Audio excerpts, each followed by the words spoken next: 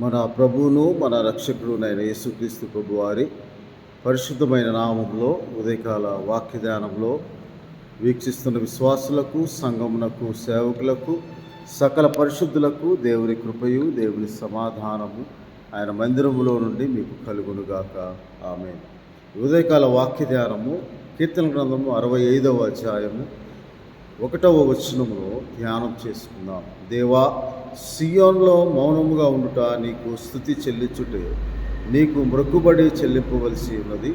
ప్రార్థన ఆలకించువాడా, సర్వశరీరులు నీ యొద్దకు వచ్చెదరు. భక్తుడైన దావీదు కీర్తన, సియోనులో మౌనముగా ఉండుట నీకు స్తుతి చెల్లించుట అని, నీకు స్తుతి తగి ఉన్నది అనే మాట అక్కడ రాయబడి ఉన్నది. ఎందుకనగా మన స్తుతులకు స్తోత్రములకు కారణభూతుడగు దేవుడు. సియోనులో మౌనంగా ఉండుట, అందుకే యెహోవా దేవుడు కీర్తనల గ్రంథము 46వ అధ్యాయము 10వ వచనంలో, ఊరకుండి నేనే దేవుడని తెలుసుకొనుడి, అన్యజనుల్లో నేను మహోన్నతుడగుదును, భూమి మీద నేను మహోన్నతుడగుదును అని దేవుని వాక్యంలో రాయబడి. మౌనముగా ఉండుట అనగా విశ్వాసముతో, నిరీక్షణతో దేవుని సన్నిధిలో దేవుని కొరకు కనిపెట్టుట. విశ్వాసముతో మనం ప్రార్థించిన ఆ ప్రార్థనకు ఫలము, ఆయనకు చెందవలసిన స్థుతిని మనము ఆరోపించినప్పుడు ఆ స్థుతి హృదయ సంబంధమైనదిగా, ఊరకుండి నమ్మకముతో, విశ్వాసముతో, నిరీక్షణతో దేవుడు మనకు ఆశ్రమై ఉన్నాడు, ఆయన తప్పక మనకు సహాయం చేయు దేవుడు, అందుకే అంటాడు మా ప్రార్థన ఆలకించు దేవుడా అంటాడు. సియోనులో మౌనముగా ఉండుట, అందుకే దేవుడు సియోనును ఏర్పరచుకున్నాడని దేవుని వాక్యంలో రాయబడి ఉన్నది. చూడండి, కీర్తన గ్రంథము 76వ అధ్యాయము 1వ వచనంలో, యూదాలో దేవుడు ప్రసిద్ధుడు, ఇశ్రాయేలులో ఆయన నామము గొప్పది, షాలేములో ఆయన గుడారం ఉన్నది, సియోనులో ఆయన ఆలయం ఉన్నది అని రాయబడి ఉన్నది. అందుకు ఆయన ఆలయంలో ఆరాధించేవారు, ప్రాముఖ్యముగా ఆయన స్తుతియాగం అర్పించేవారు, ఆయన మహింపరచినట్లుగా మౌనముగా ఉండి ఆయన కృప కొరకు కనిపెట్టుకొని ఆయన పరిశుద్ధ ఆలయంలో, తన పరిశుద్ధ ఆలయంలో ఉన్నాడు కనుక ఆయన ఆరాధించేవారు మౌనముగా ఉండాలని దేవుని వాక్యంలో రాయబడి ఉన్నది. కాబట్టి హబకుకు గ్రంథంలో ఇలాగ దేవుని వాక్యంలో, చిన్న ప్రవక్తల గ్రంథమైన హబకుకు గ్రంథంలో 2వ అధ్యాయం 20వ వచనం, అయితే యెహోవా తన పరిశుద్ధ ఆలయంలో ఉన్నాడు, ఆయన సన్నిధి లోకమంతయు మౌనముగా ఉండును గాక అంటారు. అందుకే ఆ మౌనముగా ఉండుట, స్తుతి చెల్లించుటకు మనము దేవునిని యథార్థముగా ఆత్మతో సత్యముతో ఆరాధించి ఆయన స్తుతులు స్తోత్రం చెల్లించి ఆ స్తుతి ఆయనను మహిమపరిచినట్లుగా మనకు ఆశీర్వాదకరముగా ఉండినట్లు విశ్వాసముతో దేవుని కృప కొరకు కనిపెట్టుకొని సియోనులో మౌనముగా ఉంటే, దేవుని ఆలయము సియోనులో ఉన్నది, ఆయన సియోన్ను కోరుకొని ఉన్నాడు, ఇది నా నివాస స్థలమని దేవుని వాక్యంలో రాయబడి ఉన్నది. అందుకే మనం ఇందాక చదువుకున్న వాక్య భాగంలో సియోనులో ఆయన ఆలయం ఉన్నది అని దేవుని వాక్యంలో రాయబడి ఉంది. ఎందుకనగా ఆయన సియోన్ను కోరుకొని ఉన్నాడు, ఆయన నివాస స్థలముగా సియోనును కోరుకొని ఉన్నాడు. 132వ కీర్తనలో ఇలాగ దేవుని వాక్యంలో రాయబడి ఉన్నది.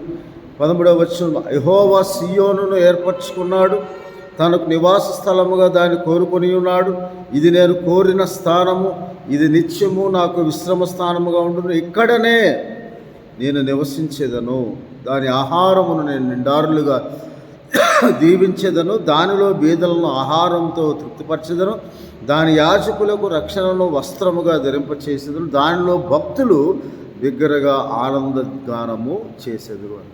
ఆ సియోనులో దేవుని పరిశుద్ధాలయం ఉన్నది కనుక, ఆయన కోరుకునే తన నివాస స్థలం ఉన్నది కనుక, అందుకే నేను ఇక్కడనే నివసించేదను, నేను ఏర్పరచుకొని ఉన్నాను, తనకు నివాస స్థలము దాన్ని కోరుకొని ఉన్నాడు, ఇది నేను కోరుకున్న స్థానము, ఇది నాకు నిత్యము నాకు విశ్రమ స్థానము, ఇక్కడ నేను నివసించేదను అంటున్నాను.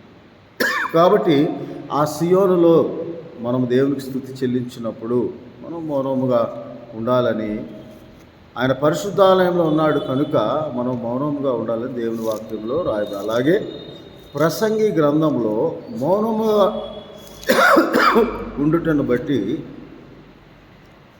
చాలా చక్కగా జ్ఞాని అయిన సొలొమోను ప్రసంగి గ్రంథంలో రాస్తూ 3వ అధ్యాయంలో ఇలాగూ 5వ అధ్యాయం 1వ వచనంలో, నీవు దేవుని మందిరమునకు పోవునప్పుడు నీ ప్రవర్తన జాగ్రత్తగా చూచుకొనుము. 2వ వచనంలో, నీవు దేవుని సన్నిధిని అనాలోచనగా పలుకుటకు నీ హృదయమును తొడపడనీయక నీ నోటిని కాచుకొనుము.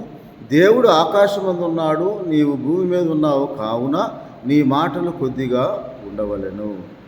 4వ వచనంలో, నీవు దేవునికి మొక్కుబడి చేసుకునేలా దాన్ని చెల్లించుటకు ఆలస్యం చేయకుము.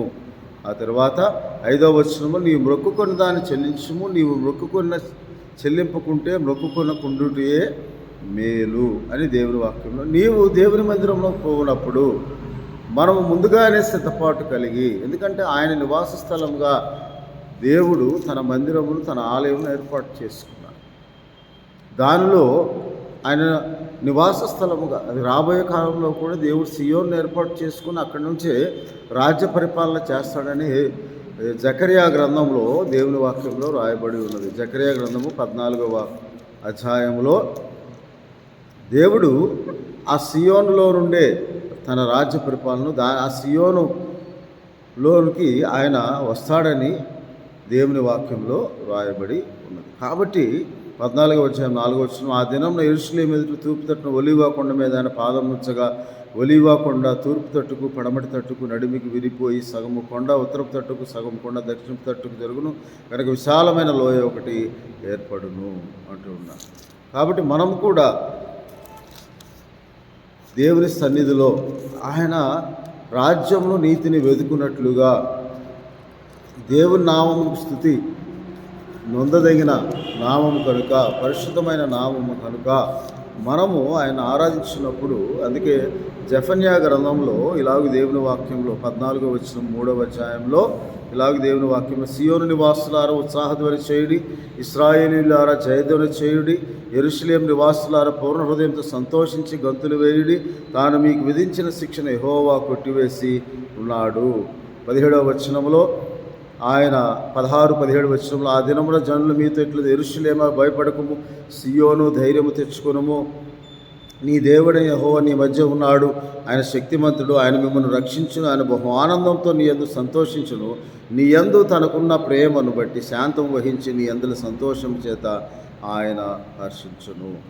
కాబట్టి మనము సియోనులో దేవుని పరిశుద్ధాలయం ఉన్నది. మనం దేవుని పరిశుద్ధాలయంకి వచ్చినప్పుడల్లా మన ప్రవర్తన సరిచూసుకొని కేవలము దేవుని ఆరాధించేవారుగా ఉండాలని, కేవలము దేవుని నామం మహింపరిచేవారుగా ఉండాలని, కేవలం దేవునికి స్తోత్రం చెల్లించేవారుగా ఉండాలని మనము సిద్ధపాటు కలిగి దేవుని మందిరంలోకి వచ్చి ఆయన సన్నిధిలో నిరీక్షణతో కనిపెట్టుకొని ఆ ఎదురు చూస్తూ ఆపేక్ష కలిగి దేవునికి స్తుతియాగం అర్పించే సమయమును దేవుడు మనకు అనుగ్రహించాడు. కాబట్టి ఆ స్తుతి చెల్లించుటకు మనము దేవుడు మనకు అనుగ్రహించిన సమయమును సద్వినియోగపరచుకొని మన ప్రవర్తన సరిగా చూసుకోవాలని, ఎందుకంటే ఆయన స్తుతులకు స్తోత్రములకు అర్హుడు, పొందదగినవాడు, కారణభూతుడు, ఆయన నమ్మదగిన దేవుడని, యోగ్యుడని దేవుని వాక్యంలో రాయబడి ఉన్న ప్రకారం మనం ఆయన సియోనును కోరుకొని ఉన్నాడు.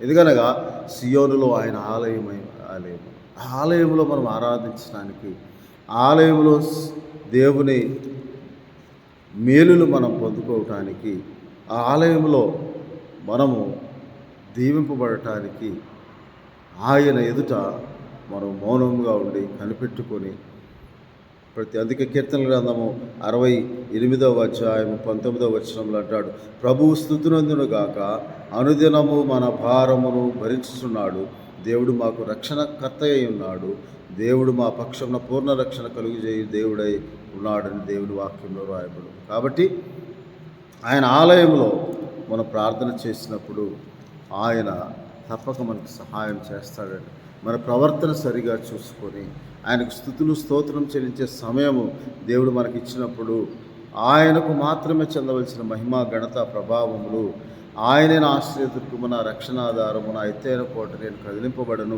నా రక్షణకు నా మహిమకు నా దేవుడి ఆధారము, నా బలమైన ఆశ్రయము, నా ఆశ్రయదుర్గము, నా ఆశ్రయం దేవుని అందే ఉన్నదని మన హృదయములు కృమ్మరించి మనము దేవునికి తగిన మహిమ ఘనత ప్రభావంలో ఆరోపిస్తూ మనం ఉండాలని ఆయన ఆలయంలో మనము ధ్యానించువారముగా, ఆయనను సేవించువారముగా, ఆయన కృతజ్ఞతాస్తుతులు స్తోత్రం చెల్లించేవారముగా, ఆయనకు మాత్రమే ప్రార్థన చేయువారముగా ఉండినప్పుడు దేవుడు మన స్తుతుల మీద ఆసీనుడై స్తుతియాగం చేయువాడు, నన్ను మహింపరుస్తున్నాడు. స్తుతి చేయుట 33వ కీర్తన 1వ వచనం 2వ భాగంలో స్తుతి చేయుట యథార్థవంతులకు శోభస్కరమని దేవుని వాక్యంలో రాయబడింది. 50వ కీర్తనలో కూడా ఇలాగ దేవుని వాక్యంలో రాయబడిన ప్రకారము మనము 14వ వచనంలో దేవునికి స్తుతియాగము చేయము, మహోన్నతికి నీ మొక్కుబడులు చెల్లించుము, ఆపత్కాలం నీవు నన్ను గురించి మొరపెట్టుము,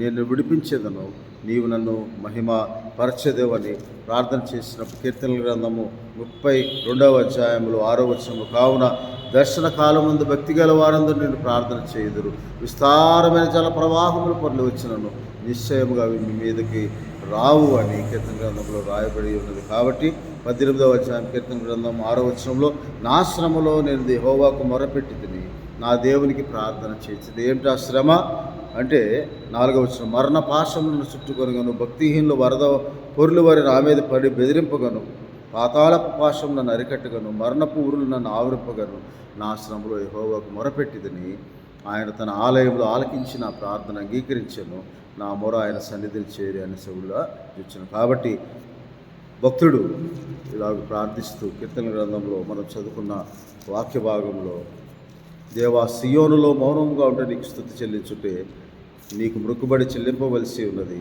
ప్రార్థన ఆలకించువాడా సర్వ శరీరులు నీ యొద్దకు వచ్చేదారు. భక్తి గల వారందరూ నీ దర్శన కాలంలో నీ ఆలయంలోకి వచ్చి ప్రార్థించుకుని, ఎందుకనగా సియోనులో ఆయన ఆలయం ఉన్నది. మనం ఆయన ఆలయంలో మనము ఆత్మీయంగా ఆయన ఆలయమై ఉన్నామని, పరిశుద్ధాత్మక నిలవమై ఉన్నామని 1 కొరింథీయులకు రాసిన పత్రికలో 3వ అధ్యాయంలో రాయబడి ఉన్న ప్రకారం మనము కూడా ఆత్మతో సత్యం, యోహాను సువార్త 4వ అధ్యాయం 23వ వచనంలో యేసుక్రీస్తు ప్రభు గారు చెప్పినట్లుగా ఆత్మ యథార్థంగా ప్రవర్తించేవారు ఆత్మతోనూ సత్యంతో నన్ను ఆరాధించాలని, అలాగే మనము పరిశుద్ధాత్మక నిలయమై ఉన్నామని, ఆ ఆత్మ మనం ఎలాగ ఆరాధించాలి, ఎలాగ దేవునికి స్తుతులు స్తోత్రం చెల్లించాలో 1 కొరింథీయులకు రాసిన పత్రిక 3వ అధ్యాయం 16, మీరు దేవుని ఆలయమై ఉన్నారని, దేవుని ఆత్మ మీలో నివసించుచున్నాడని మీరు ఎరుగురా. ఎవడైనా దేవుని ఆలయం పాడు చేసిన ఎడల దేవుడు వారిని పాడు చేయను, దేవుని ఆలయం పరిశుద్ధమై ఉన్నది, మీరు ఆ ఆలయమై ఉన్నారని దేవుని వాక్యంలో రాయబడిన ప్రకారం మనము కూడా అలాగూ దేవుని ఆలయంలో మనం ఉండినప్పుడు మన ప్రవర్తన సరిగా చూసుకొని మనము స్తుతియాగం అర్పించేవారముగా, దేవుని మాత్రమే ఆరాధించేవారముగా, దేవుని మాత్రమే స్తుతించేవారముగా 1 కొరింథీయులకు రాసిన పత్రిక 6వ అధ్యాయం 19వ వచనం, మీ దేహము దేవుని వల్ల మీకు అనుగ్రహింపబడి ఉన్నది, మీలో ఉన్న పరిశుద్ధాత్మకు ఆలయమై ఉన్నది, మీరు ఎరుగురా. మీరు మీ సొత్తు కాదు, విలువబెట్టుకున్న వారు కనుక మీ దేహముతో దేవుణ్ణి మహిమపరచుడి అని దేవుని వాక్యం రాయబడిన ప్రకారం కీర్తన గ్రంథము 50వ అధ్యాయంలో అంటాడు, దేవుడు స్తుతియాగం అర్పించేవాడు నన్ను మహిమపరుస్తూ ఉన్నాడని దేవుని వాక్యంలో రాయబడి ఉన్నది. కాబట్టి 23వ వచనంలో స్తుతియాగమును అర్పించేవాడు మహిమపరుచున్నాడు, నేను వానికి దేవుని రక్షణ కనపరిచినట్లు వాడు మార్గము సిద్ధపరచుకున్నాడు. కాబట్టి సియోనులో ఆయనకి స్తుతి నొందదగినది, స్థుతి అర్పింప యోగ్యులముగా మనము మన ప్రవర్తన సరిచూసుకొని దేవుని ఆలయంలో సియోనులో ఉన్నది కనుక ఆయన నివాస స్థలముగా పరిశుద్ధాత్మకు నిలయమై ఉన్న మనము కూడా అలాగే దేవుని ఆత్మతో సత్యముతో ఆరాధించి నీ ఆవరణంలో నివసించినట్లు నీవు ఏర్పరచుకొని చేర్చుకున్న వాడు ధన్యుడని 65వ కీర్తన 4వ వచనంలో, నీ పరిశుద్ధ ఆలయం చేత నీ మందిరంలో మేలు చేత మేము తృప్తి పొందేదము అని దేవుని వాక్యంలో రాయబడింది. కాబట్టి మా స్థుతులకు కారణభూతురోగు దేవ, నీకు స్థుతులు స్తోత్రాలని చెప్పి మనం ప్రార్థించి దేవుని దీవులు పొందుకోవటానికి దేవుని ఆత్మ సహాయము మనకు దయచేయను గాక.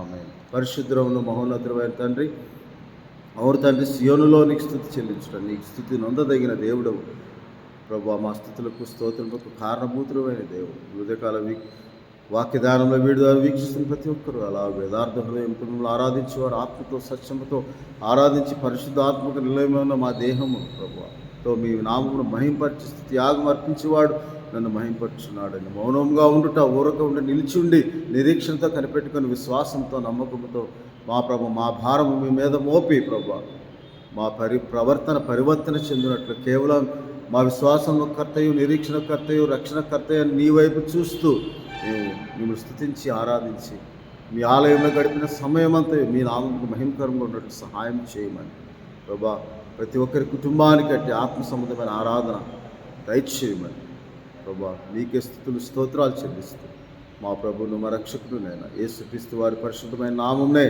కృతజ్ఞతాస్తుతులు స్తోత్రములు చెల్లిస్తూ ప్రార్థన చేయించున్నాం తండ్రి ఆమె తండ్రి అయిన దేవుని ప్రేమ ప్రభువును రక్షకుడైన యేసుక్రీస్తు వారి కృప పరిశుద్ధాత్మని చాదరు కాపుదల సంరక్షణ కృపాక్షేమం ఆరోగ్యము క్షేమము స్వస్థత విడుదల విమోచన దేవుని మందిరంలోని దీవెన మీకును మీ కుటుంబాలకు దేవుడు అనుగ్రహించి మిమ్మల్ని ఆశీర్వదించును గాక దేవుడు మిమ్మల్ని దీవించును గాక ఆమె